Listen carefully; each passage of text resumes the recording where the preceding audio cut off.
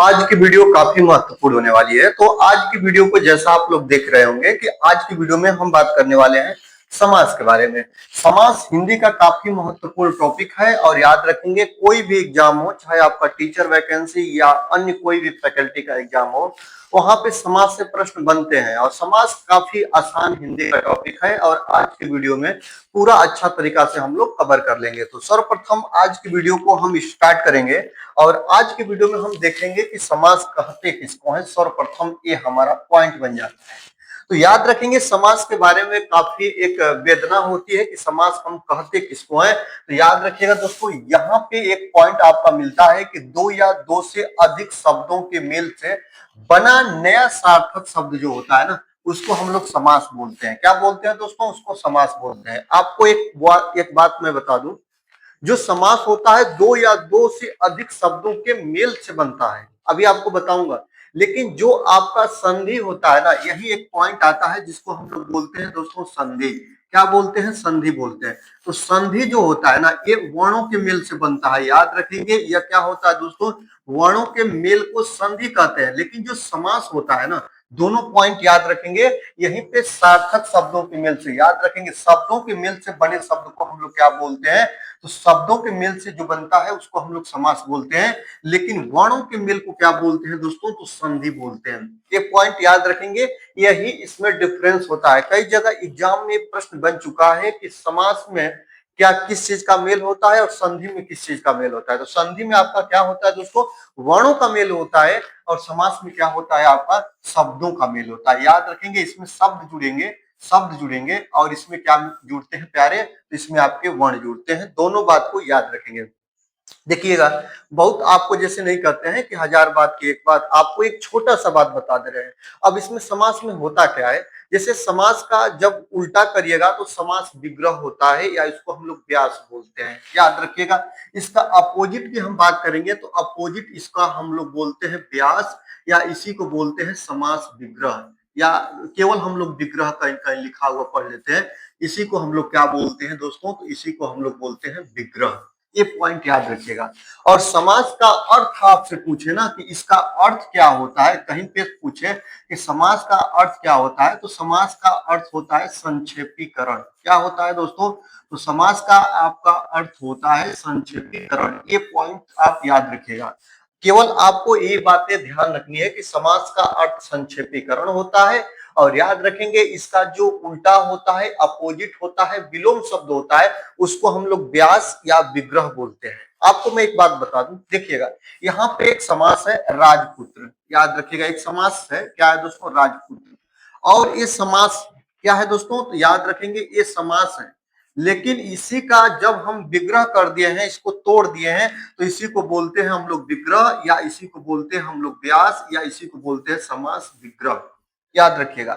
अब देखिएगा, मैंने कहा दोस्तों कि वर्णों के मेल को संधि बोलते हैं और शब्दों के मेल को समास बोलते हैं। हम संधि पढ़ना नहीं है, हमें पढ़ना क्या है? समास पढ़ना है। अब देखिएगा, जब समास पढ़ना है तो याद रखेंगे, देखिएगा एक समास है और इस समास का नाम है दोस्तों राजपुत्र। और जब इसका हम विग्रह करेंगे तो मिलेगा राजा का पुत्र। याद रखेंगे राजा का पुत्र। तो जो आप लोग देख रहे हैं ना, लिखा हुआ है राजा का पुत्र, तो इसी का संक्षेपीकरण, जैसे मैं कह दूं कि राजा का पुत्र, राजा का पुत्र के लिए एक शब्द क्या होगा? तो आप कहेगा कि राजपुत्र क्यों नहीं बोल दे रहे हैं। तो जब राजपुत्र हम शब्द ला दिए तो हम बोलेंगे कि राजा का पुत्र। ये क्या है दोस्तों? ये आपका विग्रह है और इसी का ये समास है। क्या दोस्तों? राजपुत्र। राजपुत्र को ही राजा का पुत्र बोलेंगे।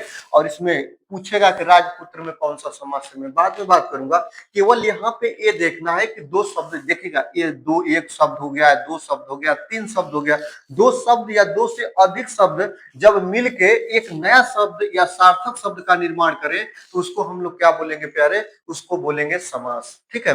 जैसे गंगा जल, गंगा जल, अब गंगा का जल, आप लोग गंगा का जल देख रहे हैं, समास विग्रह है और ये क्या है दोस्तों? समास है।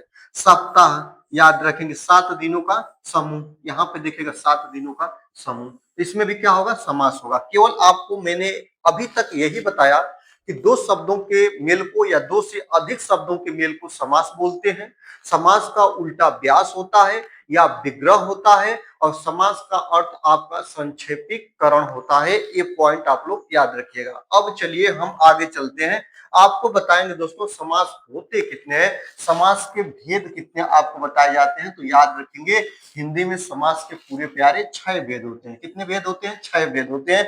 कौन कौन से समास है आप लोग देखिएगा, अव्ययी भाव समास, यहाँ पे दिखेगा द्विगु समास, आपका द्वंद्व समास, कर्मधारय समास, बहुब्रीहि समास और तत्पुरुष समास। ये समास के आपके भेद होते हैं। 6 भेद को आपको याद रखना होगा। अब हम देखेंगे, आपको मैं आगे की वीडियो में सिखाऊंगा कि कैसे हम समास की पहचान करते हैं। 1 बाय 1 करके सभी चीजों को कवर कर लेंगे, आप केवल लास्ट तक जुड़े रहिएगा। अब देखिएगा यहाँ पे मैं एक शब्द बता रहा हूं, याद रखेंगे। इसमें होता है प्रधान पद और इसमें होता है गौड़ पद या मुख्य पद। एक बात याद रखेगा, इसी को बोलते हैं प्रधान पद या कहीं कहीं पे लिखा होता है मुख्य पद, या याद रखेंगे एक होता है आपका गौड़ पद। क्या होता है मैं आपको बता रहा हूं, देखिएगा समास जब आप पढ़ेंगे तो कहीं पे प्रधान पद लिखा हुआ मिल जाएगा, कहीं पे आपका मुख्य पद लिखा हुआ मिल जाएगा, कहीं पे आपका गौड़ पद लिखा हुआ मिल जाएगा, कहीं पे दोस्तों आपका पूर्व पद लिखा हुआ मिल जाएगा, कहीं पे आपका उत्तर पद लिखा हुआ मिल जाएगा, याद रखेंगे। और कहीं पे पहला पद आपका लिखा हुआ मिल जाएगा और कहीं पे आपका द्वितीय पद या उत्तर पद लिखा हुआ मिल जाएगा। तो आप लोग भ्रमित ना होइएगा, क्योंकि समास को 2 पदों में बांट दिया जाता है। एक होता है आपका प्रधान पद और एक होता है आपका गौड़ पद, याद रखेंगे। और जब समास के हम सर्वप्रथम स्टार्टअप करते हैं तो इसमें देखते हैं कि प्रथम पद प्रधान है कि द्वितीय पद प्रधान है। मैं आपको क्या बता रहा हूं दोस्तों, प्रथम पद प्रधान है कि द्वितीय पद प्रधान है, कि कोई पद प्रधान नहीं है, कि इसमें से कोई पद प्रधान नहीं है, कि इसमें से कोई तीसरा पद प्रधान है, कि दोनों पद प्रधान है। ऐसे हम लोग समास की पहचान करते हैं केवल प्रधानता के आधार पर। समास की पहचान अगर कोई पूछे कि समास की पहचान हम लोग कैसे करते हैं, तो आप बताइएगा दोस्तों समास की पहचान होती है प्रधानता के आधार पर। किस आधार पर? तो प्रधानता के आधार पर होती है समास की पहचान। ये पॉइंट आप लोग बिल्कुल याद रखिएगा। अब आपको 1 बाय 1 बता रहे हैं, देखिएगा अव्ययी भाव समास में पहला पद अव्यय, और याद रखेंगे इसमें पहला पद ही क्या होता है दोस्तों, प्रधान होता है। याद रखेंगे पहला पद ही आपका क्या होता है, पहला पद ही आपका प्रधान होता है। ये पॉइंट आप लोग याद रखिएगा। मैं आपको 1 बाय 1 बताऊंगा। द्वंद्व समास जो होता है ना, द्वंद्व समास में दोनों पद प्रधान होते हैं। याद रखेंगे द्वंद्व समास में क्या होता है प्यारे, द्वंद्व समास में दोनों पद प्रधान होते हैं। इसमें क्या होता है, याद रखिएगा, इसमें आपका दोनों पद प्रधान होंगे दोस्तों। और याद रखेंगे मैं आपको 1 बाय 1 बताऊंगा। यहाँ पे देखिएगा बहुब्रीहि समास, बहुब्रीहि समास में आपका कोई पद प्रधान नहीं होता है, इसमें कोई पद प्रधान नहीं होता, इसमें तीसरे पद की प्रधानता पाई जाती है। अगर आप लोग ये पॉइंट नहीं याद रखेंगे, आप बिल्कुल समास को नहीं सीख पाएंगे। मैं आपको बता दे रहा हूं, गारंटी दे रहा हूं। अब देखिएगा तत्पुरुष समास में कौन सा पद प्रधान होता है, इसमें आपका द्वितीय पद मतलब आपका उत्तर पद की प्रधानता पाई जाती है। कर्मधारय समास में भी आपकी उत्तर पद की प्रधानता पाई जाती है। और याद रखेंगे द्विगु समास में भी प्यारे आपकी उत्तर पद की प्रधानता पाई जाती है। देखिएगा ये बहुत ज्यादा पूछता है कि किस समास में कौन सा पद प्रधान होता है, एग्जाम की दृष्टि से काफी महत्वपूर्ण है। अव्ययी भाव समास में आपका पूर्व पद प्रधान होगा, पूर्व पद अव्यय होगा और उसी की प्रधानता पाई जाएगी। और इसके बाद द्विगु समास में आपका उत्तर पद प्रधान होगा, आपका द्वंद्व समास में दोनों पद प्रधान होंगे, बीच में योजक चिन्ह लगा होता है, जैसे माता पिता भाई बहन आजकल रात दिन इसमें होते हैं दोस्तों। यहाँ पे कर्मधारय समास में आपका बिल्कुल उत्तर पद की प्रधानता पाई जाती है और बहुब्रीहि समास में कोई पद प्रधान नहीं होता है, इसमें तीसरे पद की प्रधानता पाई जाती है। मैं सबको दिखाऊंगा आपको और लास्ट में आपको 10 प्रश्नों का एमसीक्यू कराऊंगा और बताऊंगा। आप ही बताएंगे, मैं कुछ नहीं बताऊंगा, आप ही बताएंगे कि कैसे इस प्रश्न को सॉल्व करें। ठीक है, आगे देखते हैं तत्पुरुष समास में भी आपका उत्तर पद की प्रधानता पाई जाती है। अगर दोस्तों आप लोगों को वीडियो अच्छी लग रही है ना, तो आपसे एक छोटा निवेदन होगा कि वीडियो को जरूर से जरूर लाइक करिएगा, चैनल को सब्सक्राइब करिए ना करिए, वीडियो को लाइक कर लीजिए, क्योंकि यहाँ से ही आपको बिल्कुल अच्छे अच्छे कंटेंट बिल्कुल फ्री में मिलने वाले हैं। ठीक है, और आपसे एक बात और कह रहा हूँ कि अगर आप क्लास की बिल्कुल फ्री में पीडीएफ चाहते हैं तो मेरे व्हाट्सएप नंबर 63 88 46 79 11 पे आपको मैसेज करना होगा और मैसेज में बिल्कुल पीडीएफ लिखना होगा, कॉल ना करिएगा, आप लोग केवल मैसेज करिएगा, पीडीएफ लिखिएगा और आपको बिल्कुल इस क्लास की फ्री में जो पीडीएफ होगी आपको वहां पे अवेलेबल करा दी जाएगी इसी क्लास कंटेंट के साथ। ठीक है, चलिए अब हम आगे आते हैं और सर्वप्रथम पहला समास की बात करते हैं दोस्तों, अव्ययी भाव समास। अब देखिएगा बिल्कुल आप डिफिनीशन की तरफ ना जाइएगा, मुझे समझने का प्रयास करिएगा, मेरे भाव विचारों को जानने का प्रयास करिएगा। अव्ययी भाव समास में पहला पद प्रधान होता है, पहला पद अव्यय होता है, ये भी बात आप लोग याद रखेंगे।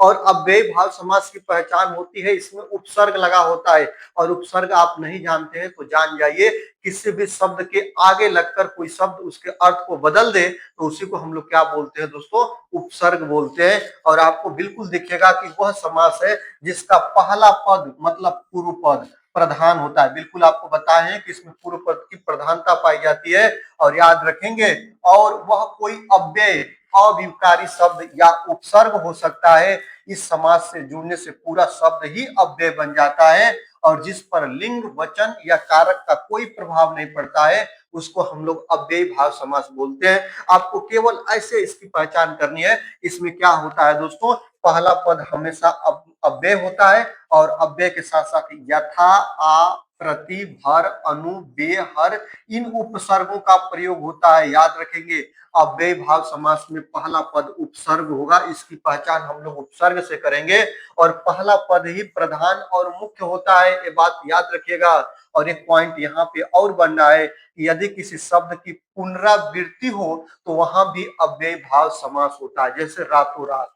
याद रखेंगे रातों रात, तो जैसे एक ही शब्द की दो बार पुनरावृत्ति होता है तभी भी आपका अव्ययी भाव समास होता है, और आपसे कहे कि कहीं भी उपसर्ग का प्रयोग होता है तभी भी आपका अव्ययी भाव समास होता है। और जिस समास में पहला पद की प्रधानता पाई जाती है, पहला जो पद है वही अव्यय भी हो, प्रधान भी हो, मुख्य पद हो, तो याद रखेंगे तुरंत आप कहिएगा कि इसमें आपका अव्ययी भाव समास है। मैं आपको एमसीक्यू कराऊंगा, बिल्कुल आप विचलित ना होइएगा, केवल वीडियो में आप लोग लास्ट तक साथ देते रहिएगा। और इसका चलिए मैं आपको कुछ परिभाषा एग्जाम्पल बताता हूं अव्ययी भाव समास का। अब देखिएगा यहाँ पे देखिएगा एक शब्द लिखा है यथाशक्ति, याद रखेंगे। और जब इसका हम लोग क्या करेंगे, समास विग्रह करेंगे तो शक्ति के अनुसार होगा, लेकिन हमको शक्ति के अनुसार चीजें नहीं देखनी है दोस्तों, हमको देखनी है यहाँ पे शक्ति आपका मूल शब्द है और यथा उसमें उपसर्ग जुड़ा है, तो इसमें कौन सा समास होगा, तो अव्ययी भाव समास हो जाएगा। ठीक है, अब देखिएगा प्रतिदिन, दिन आपका मुख्य शब्द है, मूल शब्द है और उसमें दिन लगा है, तो यह प्रतिदिन मतलब दिन, प्रत्येक दिन की बात कर दी जा रही है। तो याद रखेंगे मैंने आपको एक ही शब्द बोल दिया प्यारे कि आपका अगर उपसर्ग की पहली पहचान कर लीजिए और उपसर्ग आपको मिल जाए तो तुरंत कहिएगा कि ये आपका अव्ययी भाव समास होगा दोस्तों। ठीक है, अब देखिएगा भर पेट, याद रखेंगे पेट के सामने आपका भर उपसर्ग शब्द का प्रयोग हुआ है, तो इस भर पेट में भी आपका क्या होगा, अव्ययी भाव समास होगा। याद रखेंगे मरण में आ उपसर्ग जुड़ा है तो आमरण हो गया है, इसमें भी आपका क्या होगा, अव्ययी भाव समास हो जाएगा। यथा विधि, विधि में आपका यथा उपसर्ग का प्रयोग किया गया है। यहाँ पे देखिएगा रातों रात, मैंने कहा है कि जब एक ही शब्द की पुनरावृत्ति हो तो वहां भी आपका क्या होता है प्यारे, वहां भी आपका होता है अव्ययी भाव समास। ठीक है, आगे देखिएगा अनुरूप, रूप में आपका अनु शब्द जुड़ गया है तो इससे बना है प्यारे आपका अनुरूप, और अनुरूप में भी आपका क्या होगा, तो अव्ययी भाव समास होगा। तो बिल्कुल मैंने जैसा आशा भी किया है और जैसा आप लोगों से कह भी रहा हूं कि अव्ययी भाव समास में आपका पहला पद प्रधान, पहला पद मुख्य और इसमें उपसर्ग का प्रयोग होता है, और एक ही शब्द की पुनरावृत्ति हो तो वहां पे आपका होता है प्यारे अव्ययी भाव समास। चलिए अब हम आगे चलते हैं और सेकंड नंबर पॉइंट पे हम देखेंगे प्यारे द्विगु समास। क्या देखेंगे, द्विगु समास सेकंड नंबर पॉइंट पे। अब देखिएगा मैंने समास को अपने हिसाब से सेट किया है, मैं चाहा होता तो यहाँ पे कर्मधारय को पढ़ाया होता, कोई अन्य को पढ़ाया होता, आप बुक में देखेंगे आगे पीछे ऊपर नीचे हो सकते हैं, लेकिन मैं अपने पढ़ाने के हिसाब से इसको सेट किया है क्योंकि आप चीजों को सीख पाए आसानी से। अब देखिएगा आपको मैं बता रहा हूं कि जो द्विगु समास होता है ना, द्विगु समास में एक्चुअली होता क्या है, इसमें संख्यावाची होता है। इसकी पहचान हम लोग आपको बता दें दोस्तों, इसमें आपका संख्यावाची होता है मतलब इसमें नंबर लिखे होते हैं, 1 2 3 4 5 ऐसे प्रयोग किया जाता है। तो इसमें संख्यावाची होता है द्विगु समास में। और मैं बता दूं, द्विगु समास में उत्तर पद की प्रधानता पाई जाती है या द्वितीय पद की प्रधानता पाई जाती है। याद रखेंगे, इसमें जो आपका उत्तर पद होता है ना, ये प्रधान होता है। ये काफी महत्वपूर्ण पॉइंट यहीं से बन जाता है। देखिएगा, अब यहाँ पे थोड़ा डेफिनेशन की बात करते हैं। जैसा कि आपको लिखा गया है कि जिस समासिक शब्द का पहला पद संख्यावाचक हो, विशेषण हो या गिनती हो, दूसरा पद कोई संज्ञा हो, उसे द्विगु समास बोलते हैं। ये बात आप लोग याद रखेंगे। और यह समास हमेशा किसी समूह या समाहार का बोध कराता है। याद रखेंगे, किसी समूह या समाहार का बोध कराता हो तो उसको हम लोग द्विगु समास बोलते हैं। इसमें आपको बताना है कि द्वितीय पद की प्रधानता पाई जाती है और इसमें आपका बिल्कुल संख्यावाची पहला पद जो होगा वह संख्यावाची ही होगा। और इसके बाद जो इसमें समास होगा वह किसी समूह, ग्रुप या समाहार का बोध कराएगा। जैसे एग्जाम्पल देखिए ना, यहाँ पे चौराहा आपको बिल्कुल मिला दोस्तों। चौराहा, राह का मतलब रास्ता होता है, चौ का मतलब चार तरफ से आए, ठीक ना। तो जहां पे रास्ता चारों तरफ से मिले, मतलब कि जहां पे क्रॉस पॉइंट हो, उसी को चौराहा बोलते हैं। चौ का मतलब चार से है, राह का मतलब रास्ता से। तो जब संख्यावाची पहला शब्द मिल गया, तो जब हम देखिएगा, अगर आपको कहे कि चौराहा में कौन सा समास है, आप कहेगा चार राहों का समूह। और आपको मैंने बताया है कि प्यारे, अगर कहीं पे संख्यावाची शब्द का प्रयोग हो तो वहां पे आपका द्विगु समास होता है। और बिल्कुल इसमें आपका क्या होगा, द्विगु समास होगा, ठीक है।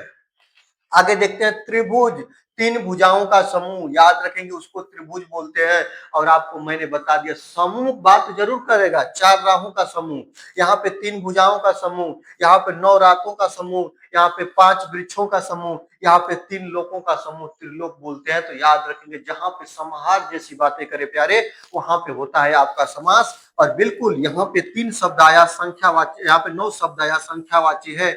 याद रखेंगे, नवरात्रि में आपका क्या होगा, नवरात्रि में आपका द्विगु समास होगा। पंचवटी में आपका क्या होगा, 5 वृक्ष, वट का मतलब वृक्ष, बगीचों से ये बात आती है।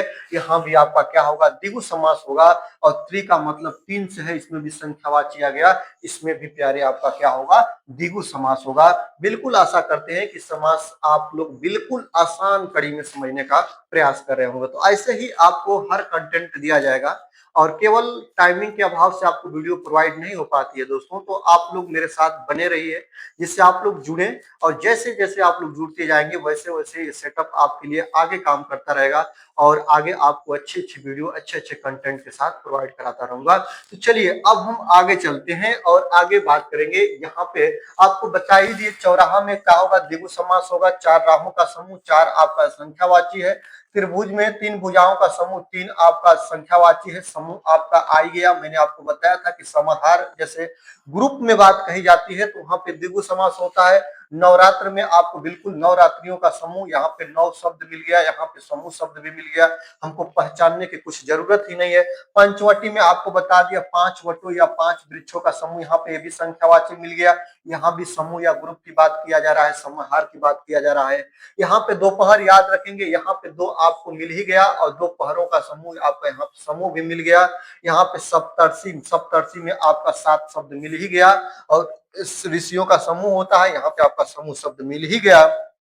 जैसा कि मैंने आप लोगों को फार्मूला बताया कि जहां पे संख्यावाची हो, यहाँ पे आपका उत्तर पद की प्रधानता पाई जाती हो और पहला पद आपका संख्यावाची हो। और जहां पे समूह या समाहार या ग्रुप की बात कही जाती हो, वहां पे आपका बिल्कुल होता है दोस्तों द्विगु समास। इस बात को आप लोग याद रखिएगा। अब चलिए हम आ जाते हैं द्वंद्व समास में। अब द्वंद्व समास को आप पहचानिएगा कैसे।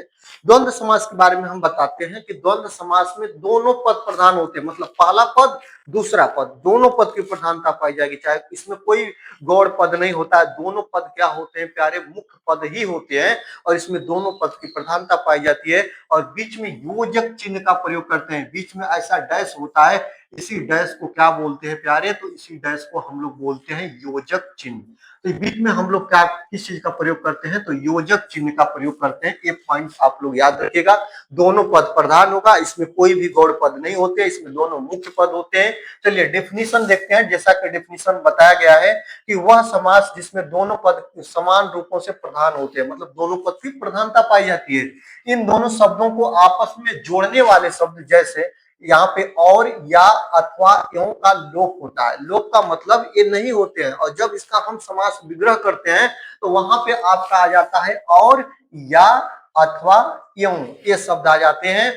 और इनका विग्रह करते समय इन्हीं योजक शब्दों का हम लोग वापस प्रयोग किया जाता है, और इसी को बोलते हैं प्यारे आपका द्वंद्व समास। और 3 नंबर पे मैं आपको पढ़ा रहा हूं द्वंद्व समास। ठीक है, अब द्वंद्व समास की पहचान आप कैसे करेंगे प्यारे?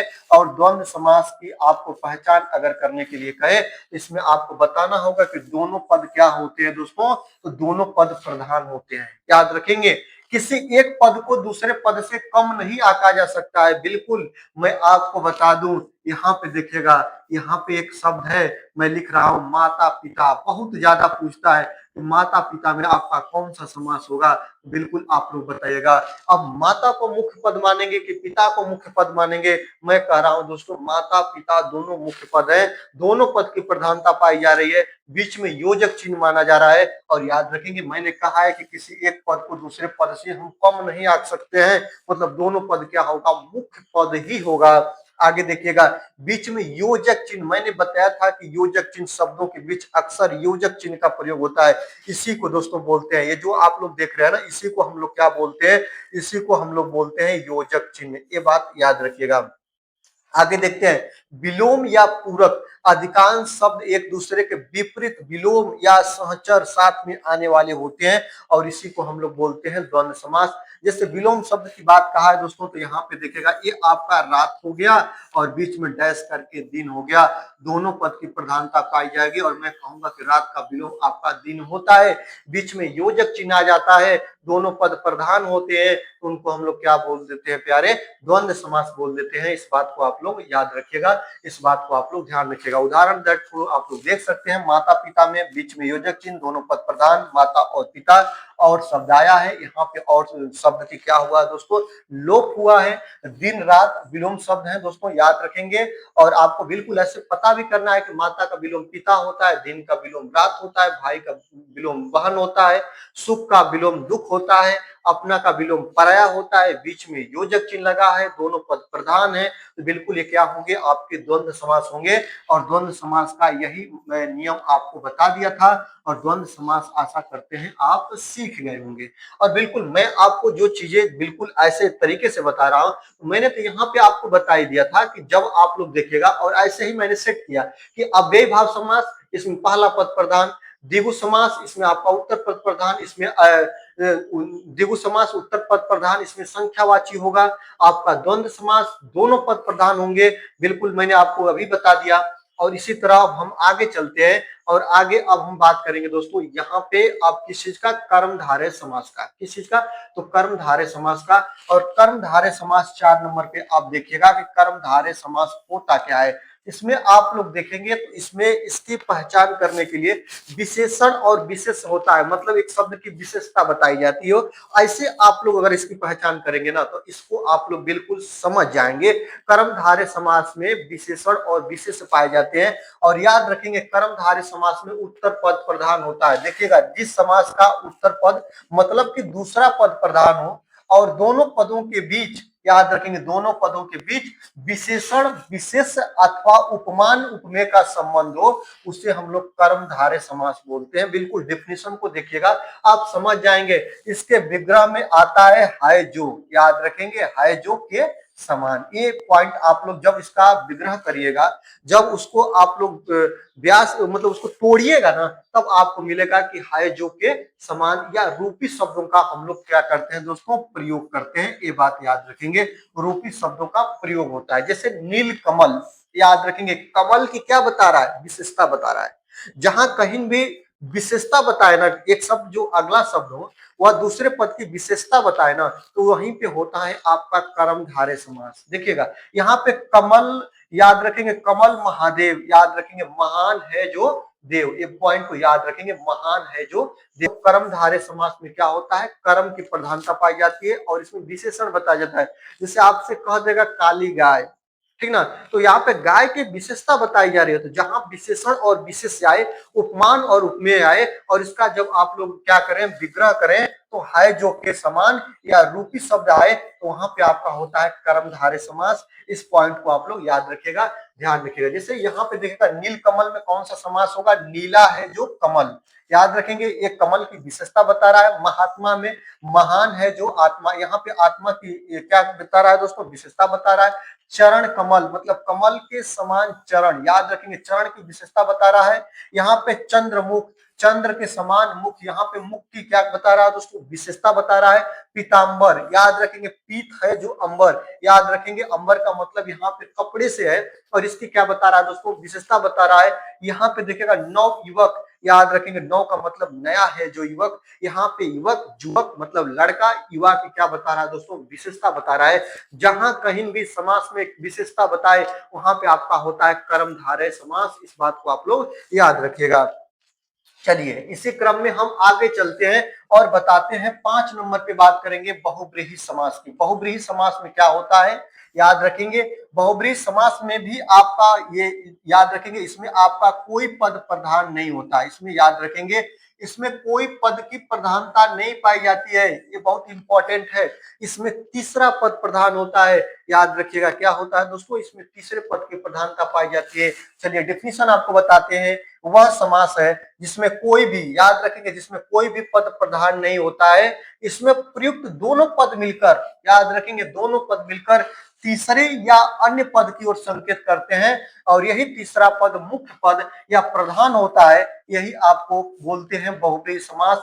बहुब्रीहि समास में तीसरे पद की प्रधानता पाई जाती है, यही काफी महत्वपूर्ण हो जाता है। जैसे आप लोग जो कहिएगा ना, इसमें पहला पद प्रधान है नहीं, दूसरा पद प्रधान है नहीं, पहला पद मुख्य नहीं, दूसरा पद है मुख्य है नहीं, इसमें तीसरे पद की ओर संकेत करते हैं और वही पद प्रधान होता है। और इसी से हम इसकी पहचान कर लेते हैं। डेफिनेशन देखिएगा, लंबोदर एक शब्द है दोस्तों, याद रखिएगा, लंबोदर। आपसे कहेगा लंबोदर में कौन सा समास होगा, आप कहिएगा। जब इसका आप लोग क्या करिएगा, इस समास की पहचान करने के लिए सबसे पहले हम लोग समास विग्रह करते हैं और आप बोलिएगा लंबा है जिसका उदर, उदर का मतलब पेट होता है दोस्तों। और आप लोग याद रखेंगे लंबा है जिसका उदर, और किसकी बात कर रहा है दोस्तों, तो श्री गणेश जी की बात कर रहा है, भगवान गणेश जी की बात कर रहा है। तो इसमें कौन पद प्रधान होगा, तो याद रखेंगे इसमें कोई तीसरा पद प्रधान हो रहा है। मतलब इसमें लंबोदर में ना लंबा पद प्रधान है ना उदर पद प्रधान है, इसमें प्रधान पद क्या है दोस्तों, गणेश है। और गणेश भगवान यहाँ पे प्रधान हो जाते हैं, तो लंबोदर में आपका क्या होगा, तो इसमें आपका कोई पद प्रधान नहीं है।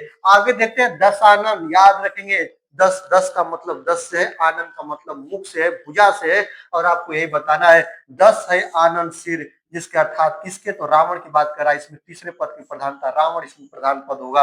याद रखेंगे नीलकंठ, याद रखेंगे, नीला है जो जिसका कंठ, याद रखेंगे, अर्थात किसके, भगवान शिव की बात कर रहा है, तो याद रखेंगे। आगे देखिएगा पीतांबर, पीले हैं वस्त्र जिसके, अर्थात श्री कृष्ण की बात कर रहा है। तो यहाँ पे आपका क्या होगा, यहाँ पे प्यारे आपका बहुब्रीहि समास होगा। इस बात को आप लोग याद रखिएगा। चलिए अब हम आगे देखते हैं, अगला 6 नंबर का जो समास आता है आपका तत्पुरुष समास आता है। तत्पुरुष समास को देखने के लिए याद रखेंगे, इसको बांटा गया है 6 भागों में। याद रखेंगे कितने भागों में दोस्तों, तो तत्पुरुष समास को एक रूप से बांट दिया जाता है। आगे देखिएगा, जब इसका हम लोग समास विग्रह करते हैं तो वहां पे कारक आता है, याद रखेंगे, उसमें कारक चिन्ह आते हैं और इसमें कारक चिन्हों का लोप होता है। विग्रह करने पर एक कारक चिन्ह अपने आप प्रस्तुत हो जाते हैं। और बिल्कुल देखिएगा कि वह समास है जिसमें पहला पद मतलब पूर्व पद क्या होता है दोस्तों, गौड़ होता है, और दूसरा पद मतलब उत्तर पद क्या होता है, प्रधान होता है। मैंने पहले ही आपको बता दिया।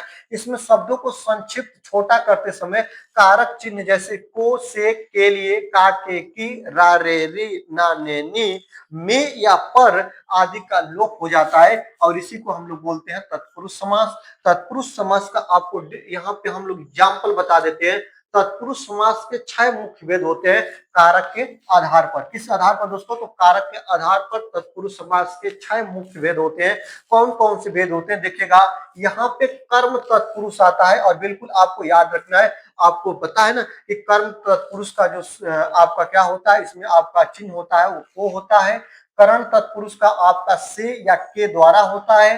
संप्रदान तत्पुरुष का के लिए होता है, अपादान तत्पुरुष का से अलग होने के भाव में होता है, और यहाँ पे संबंध तत्पुरुष का के की ना ने नी रा रे री होता है, और अधिकरण तत्पुरुष का आपका में या पर होता है। ऐसे हम लोग पहचान करते हैं। और बिल्कुल आपको केवल बहुत जगह पे आपको ऐसे नहीं देता है, कहता है इसमें कौन सा समास है, तो तत्पुरुष समास है। कैसे, यहाँ पे देखिएगा यश प्राप्त, यश प्राप्त में कौन सा समास है, यश को प्राप्त, यहाँ पे को आया ना, और को आया, को क्या है, कारक चिन्ह है, और को कारक चिन्ह है, तो आपको बताया हूं कि कारक चिन्ह का प्रयोग कहां करते हैं, तो तत्पुरुष समास में करते हैं। याद रखेंगे शोक ग्रस्त, शोक से ग्रस्त, से ग्रस्त, याद रखेंगे से कहां आता है, तो तत्पुरुष समास में आता है, कारक विभक्ति का चिन्ह होता है।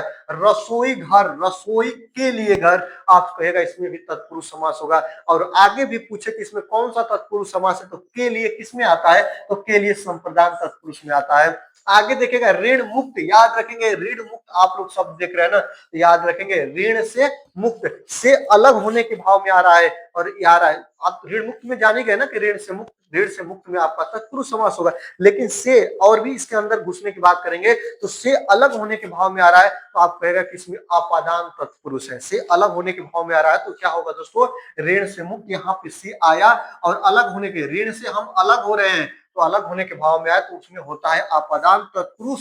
संबंध तत्पुरुष की बात करें तो का के की, राज्यसभा, राज्य की सभा, लोकसभा, लोगों की सभा, ऐसे होता है दोस्तों। अधिकरण तत्पुरुष में या पर होता है, जैसे आप बीती, आप बीती का मतलब होता है आप पर बीती, याद रखेंगे ये चीज होता है। तो इस चीजों को याद रखेंगे, ये होता है आपका तत्पुरुष समास। और बिल्कुल आपको मैं 1 बाय 1 करके कुछ प्रश्न को सॉल्व करा दूं, और ये प्रश्न आपके लिए काफी महत्वपूर्ण हो जाएंगे।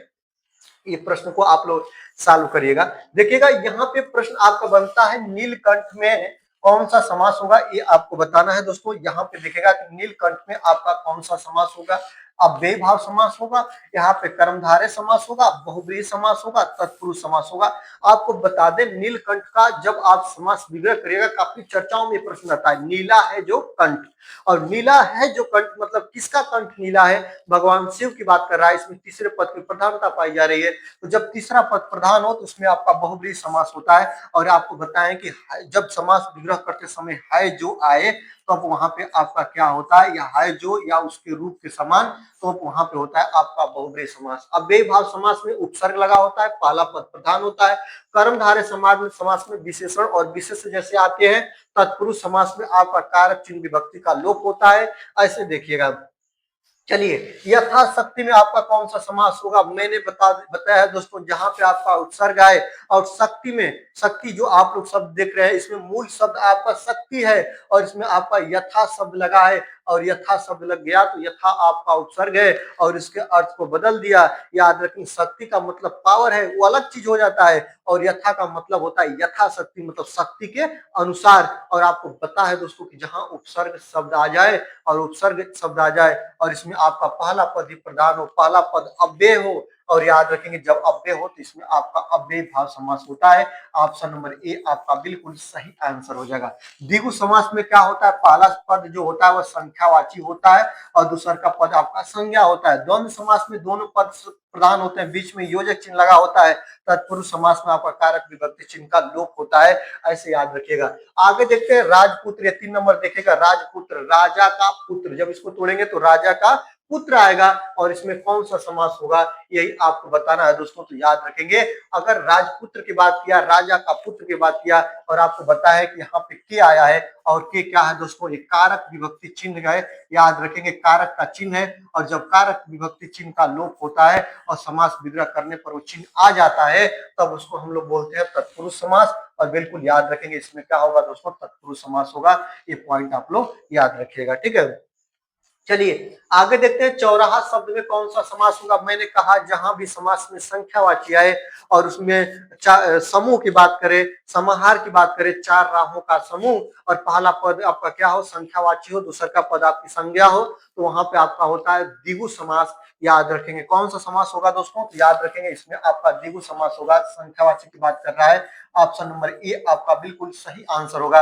अव्यय भाव समास में पहला पद जो होता है वो अव्यय होता है, उपसर्ग होता है, पहला पद प्रधान होता है। द्वंद्व समास में दोनों पद प्रधान होते हैं, बीच में योजक चिन्ह लगा होता है। कर्मधारय समास में उपमेय उपमान होता है, विशेषण विशेष होता है। ऐसे इसकी हम पहचान करते हैं, मैंने आपको बता दिया है। माता पिता याद रखेंगे, ये माता पिता दोनों पद मुख्य हैं, बीच में योजक चिन्ह लगा है, ये विलोम शब्द है। बिल्कुल विलोम शब्द, योजक चिन्ह और विपरीत ये सब कहाँ पे आते हैं दोस्तों? दोनों पद मुख्य हो, प्रधान पद हो, ये आते हैं आपके द्वंद्व समास में। ऑप्शन नंबर बी आपका बिल्कुल सही आंसर हो जाएगा। चलिए अब आगे देखते हैं। पीताम्बर, पीताम्बर पीला है अंबर जिसका अर्थात श्री कृष्ण, याद रखेंगे पीला है जिसका अंबर अर्थात भगवान श्री कृष्ण की बात कर रहा है। और मैंने आपको बताया है कि पीताम्बर या कोई भी समास हो जिसमें तीसरे पद की प्रधानता पाई जाती हो उसमें आपका बहुब्रीहि समास होता है। और जब बहुब्रीहि समास होता है तो ऑप्शन नंबर ए आपका मिल जाता है, क्योंकि इसमें ना आपका पीला शब्द आपका क्या है दोस्तों? प्रधान है, ना अंबर शब्द प्रधान है, इसमें श्री कृष्ण शब्द प्रधान है। चलिए आगे देखते हैं। यहाँ पे चरण कमल, याद रखेंगे चरण कमल में कौन सा समास होगा?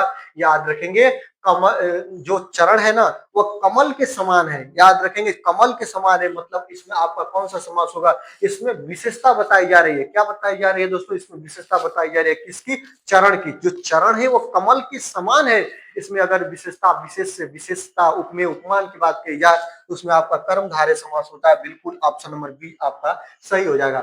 यहाँ पे देखिएगा दिन आपका मूल शब्द है, इसके सामने आपका प्रतीक क्या है दोस्तों? ये आपका उपसर्ग लगा है, और किसी भी मूल शब्द के आगे उपसर्ग लगकर उसके अर्थ को बदल दे, पहला पद आपका प्रधान हो, पहला पद अव्यय हो, तो वहां पे आपका अव्यय भाव समास होगा। ऑप्शन नंबर ए आपका बिल्कुल सही आंसर हो जाएगा। चलिए आगे देखते हैं। पंचवटी शब्द किस समास का सही उदाहरण है? आपको बता दिए, पांच वृक्षों का समूह, पांच वटों का समूह। पांच क्या है? संख्यावाची है।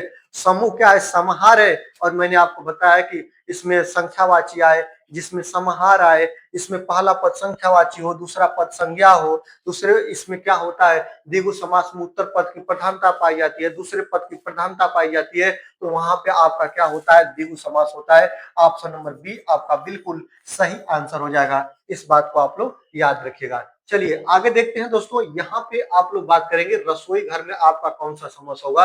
और जब इसको आप तोड़िएगा तो आपको मिलेगा रसोई के लिए घर। याद रखेंगे जब इसका आप लोग समास विग्रह करिएगा तो आपको आएगा कि रसोई के लिए घर, और इसमें आपका कौन सा समास होगा? आपको बताएं के लिए अगर आए ना, ये विभक्ति कारक विभक्ति चिन्ह का लोप है, और जब इसका समास विग्रह कर रहे हैं तब आपका वो विभक्ति अपने आप आ जा रही है। तो रसोई के लिए घर आए तो वहां पे आपका तत्पुरुष समास होगा। ये पॉइंट आप लोग याद रखिएगा। मैंने यहाँ पे आपको बताया था, देखिएगा आपसे यही कहा है ना कि रसोई के लिए अगर उसमें कौन सा समास होगा, तो आप लोग यहाँ पे देखिए ना, यहाँ पे आपको मैंने ये पॉइंट आपको बताया था। यहाँ पे के लिए आता है तो तत्पुरुष समास होता है, और उसमें भी पूछे तो संप्रदान तत्पुरुष होगा।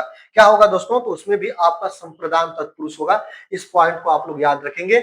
ये पॉइंट आप लोग देखिएगा, ये तत्पुरुष समास में अगर आपसे पूछे इसमें आपका और भी अंदर पूछे तो संप्रदान तत्पुरुष आपका बिल्कुल सही आंसर होगा। ये पॉइंट आप लोग याद रखिएगा। तो दोस्तों यहाँ पे जैसा मैंने आप लोगों से प्रॉमिस किया कि मैं आज की वीडियो में आपको तत्पुरुष आपको समास पढ़ाऊंगा, और समास के बाद समास के भेद बताऊंगा, समास की कैसे पहचान करते हैं सबको हम बताऊंगा। लेकिन आपको मैं खत्म नहीं कर रहा हूं, अभी आप देखिए ना, यहाँ पे मैं आ जा रहा हूँ और सर्वप्रथम यहाँ पे समास जैसा आप लोग पढ़ रहे थे यहाँ पे आ जा रहा हूँ। और देखिएगा मैं बताया आपको 6 समास, और 6 समास को कैसे मैंने बताया सबको बता रहा हूं। अव्यय भाव समास मैंने बताया। अव्यय भाव समास में बताया कि इसमें पहला पद उपसर्ग होगा, पहला पद अव्यय होगा, और इसी को बोलेंगे अव्यय भाव समास। यहाँ पे द्विगु समास में मैंने बताया कि द्विगु समास आपका क्या होता है दोस्तों? यहाँ पे संख्यावाची होगा और दूसरा का पद संज्ञा होगा, दूसरे पद की प्रधानता पाई जाएगी, उत्तर पद प्रधान होगा, यहाँ पे होगा द्विगु समास। द्वंद्व समास में मैंने बताया कि इसमें आपका योजक चिन्ह लगा होगा, इसमें आपका विलोम शब्द का प्रयोग किया गया होगा, और इसमें आपका होगा द्वंद्व समास, दोनों पद प्रधान होंगे। कर्मधारय समास में मैंने बताया कि इसमें विशेषण और विशेष होंगे, इसमें आपकी एक शब्द की विशेषता बताई जाएगी, वहां पे होगा कर्मधारय समास। बहुब्रीहि समास में मैंने बताया कि इसमें कोई पद प्रधान नहीं होगा, इसमें तीसरे पद की प्रधानता पाई जाएगी, वहां पे होगा आपका बहुब्रीहि समास। और मैंने तत्पुरुष समास में बताया कि इसमें कारक विभक्ति चिन्ह का लोप होता है और तत्पुरुष समास आपके 8 प्रकार के नहीं होते हैं। पॉइंट याद रखना, पूछ सकता है कि तत्पुरुष समास कितने प्रकार के होते हैं, तो 6 प्रकार के होते हैं।